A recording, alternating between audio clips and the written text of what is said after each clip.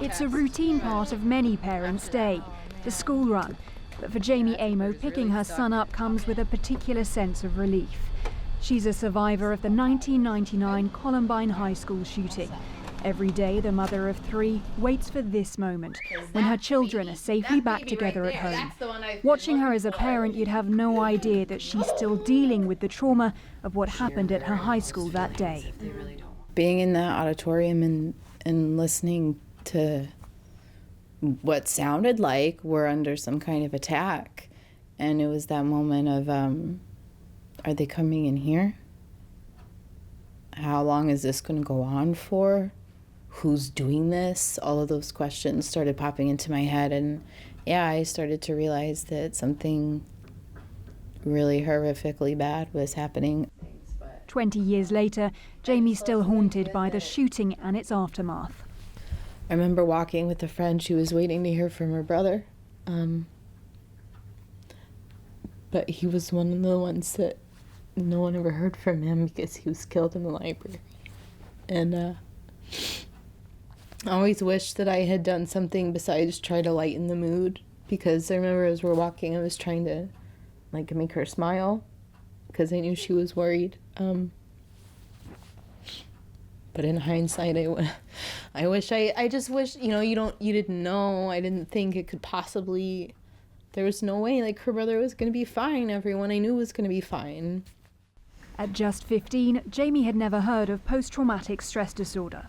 And I didn't tell anyone that I was feeling really any kind of way. I just pretended like everything was fine. I continued to pretend that everything was fine. How were you actually feeling? Terrible. And we understand PTSD from a combat perspective, but I feel like people don't understand that there are hundreds and thousands of kids, over 250,000 kids just since Columbine have had a shooting in their school. Her fear that her own children could one day be affected has led Jamie to campaign for tougher gun laws. This year, she was invited by her Congress representative, Madeleine Dean, as a guest at President Trump's State of the Union address. Jamie hoped the president would tackle the issue of gun violence in schools. She was left disappointed. It was offensive in a way, because he knows it's a problem. There's no reason why we can't reinstate the assault weapons ban. There's been action before. We can take action again, and I think we need to. 40,000 people a year are dying because of something. It's guns, and it's time that we tackle it from a legislative approach. We can do the proactive things with mental health, and we can educate the children and try to create that change of culture, but that takes time. Legislation we can do now. One taker. In the meantime, Jamie holds her children tight and hopes that they will never have to face the turmoil she's experienced over the past 2 decades. Aw, that's all my guys. All the stuff, all the good stuff right here. 1, 2, 3. 1, 2, 3. Joining me now from San Diego, California is Dr. Reed Malloy. He's a forensic psychologist specializing in psychopathy, mental disorders, and targeted violence, and he's worked as a consultant for the FBI for the past 18 years as well. Dr. Malloy, thank you very much for joining us. The Columbine school shooting, this was 2 decades ago, and yet its influence has lasted all the way until today. Why is that? I think the Columbine event, the mass murder that occurred in Colorado now 20 years ago, really became a very momentous event in the history of criminality in the United States, and has fostered a number of copycat cases since then. There have been upwards of 80 different individuals over the past 20 years that have either attempted to mount an attack or have succeeded in doing that, where they have said that they were directly inspired by the events at Columbine. It really became a watershed event in American criminality. I was actually in high school in the U.S. when the Columbine shooting took place. I remember how shocking that event was. What effect do you think it's had perhaps on that generation of students and also on the country as a whole?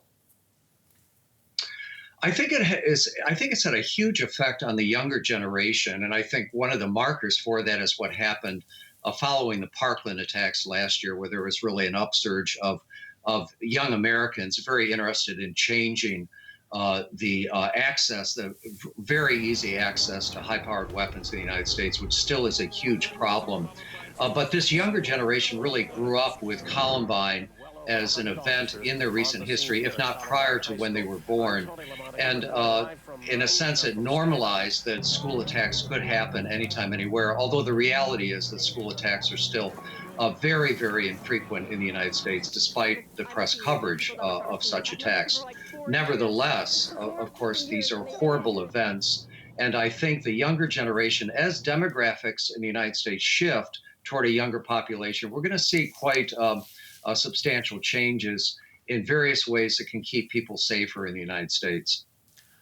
Now, you mentioned, of course, unfortunately, since Columbine, there have been dozens more mass school shootings since that time in 1999. And as you said, many of these perpetrators, they actually did idolize the shooters that were involved in that shooting in Columbine. Now, how did these two students essentially become cult figures for other gunmen now? That's an excellent question that I don't have an easy answer for. I think part of it was that what they did was very unique at the time, that they would mount an attack such as this, using both firearms as well as attempting to use bombs at the school to actually create an event that was just as catastrophic as an event that had happened 4 years earlier, almost on the same date, which was the Oklahoma City bombing by Timothy McVeigh on April 19th, 1995. And part of their plan was, in a sense, to do the Oklahoma City bombing one better. And typically that's what we see in these young perpetrators, is they will follow very closely individuals that have preceded them and have carried out these acts of violence. And they both admire them, but then also they want to do them one better. And one of the dynamics that we're seeing in these cases is that the way that they do this one better is to try to have more casualties as well as to do something innovative. And at the time of Columbine, both the innovation and the casualties and the location of the shootings made a huge impression. It horrified, of course, most people.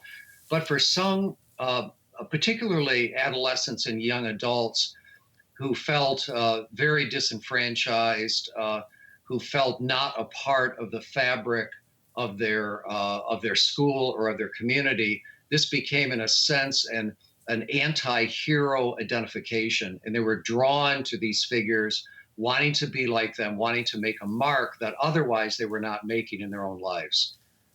That footage of Columbine, of those students streaming out of the school, that was played on repeat on news stations in the U.S. For hours, for days now, for decades. Now, what about now in terms of the advent of social media, the invention of live streaming video? Has that now changed things in terms of these sorts of mass shootings? Yeah, I think one of the things it's done is it's accelerated these cases, particularly over the past 8 to 10 years. And there's good data on that from both FBI studies as well as from a study that Harvard Public Health did concerning this uptick in numbers of cases. So social media really, in a sense, becomes an accelerant. It becomes a vector that can carry this infection, this contagion into other young minds. And I think that there also is now a much greater awareness of the impact of social media and the commercial media covering of these events. And there's been, we think, substantial changes in that by the media. For instance, the photo of the perpetrator is not published as widely as they used to be. They're not shown in some element where they're posing with their weapons or with some kind of camouflage outfit that sort of glorifies their pseudo-commando presentation. And then also, you're not seeing the loops, the video loops played over and over again. One of the striking examples of this is what happened in Christchurch, New Zealand, just within the past month, where you did not see in the worldwide commercial media the videotaping, the live streaming of the massacre that had occurred then. And you saw a very muted response to the perpetrator himself. And so I think we're seeing some important changes. Dr. Reed Malloy, forensic psychologist specializing in mental disorders and targeted violence, thank you so much for joining us. Thank you. Thank you very much.